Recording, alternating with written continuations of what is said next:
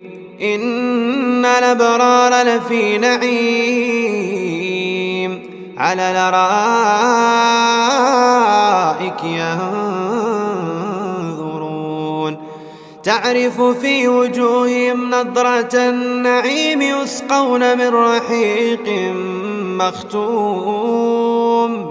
مختوم ختامه مسك وفي ذلك فليتنافس المتنافسون ومزاجه من تسنيم عينا يشرب بها المقربون إن الذين أجرموا كانوا من الذين آمنوا يضحكون وإذا مروا بهم يتغامزون وإذا انقلبوا إلى أهلهم انقلبوا فاكهين وإذا رأوهم قالوا إن هؤلاء